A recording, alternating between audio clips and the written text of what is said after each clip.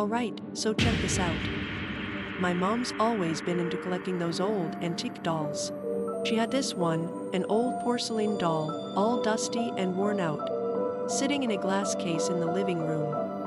It had these creepy, lifeless eyes that seemed to follow you around the room. One evening, she came home from work and noticed the doll was out of its case, just sitting on the couch. She thought one of us did it as a prank, so she put it back and scolded us for messing with her collection. But the weird thing?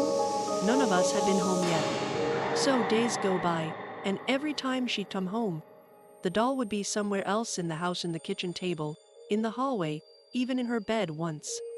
My mom started getting really freaked out, thinking she was losing her mind. She decided to put the doll in a locked wooden chest and tucked it away in the attic.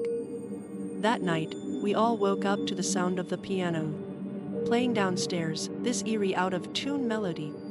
My mom rushed down, heart pounding, only to find the living room empty.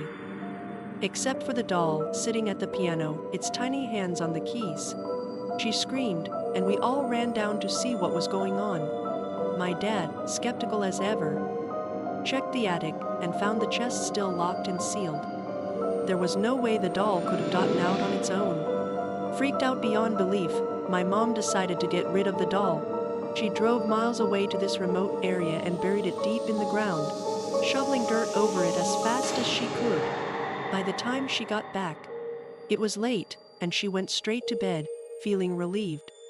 But in the middle of the night, she woke up to that same haunting piano melody. She sat up, drenched in sweat, and there it was, perched on her dresser, smiling at her with those cold, lifeless eyes.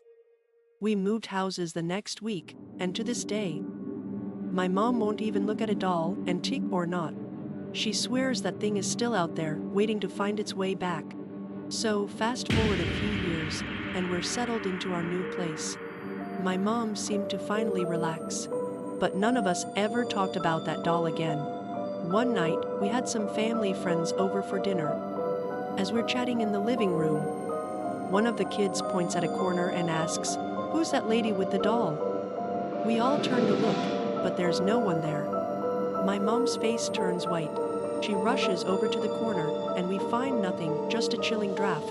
That night, as we were cleaning up, we found a single tiny porcelain hand in the corner, where the kid had pointed. Needless to say, my mom never collected another doll. And we keep our doors locked tight every night. But sometimes, late at night, we still hear faint piano notes, reminding us that some things can never truly be buried.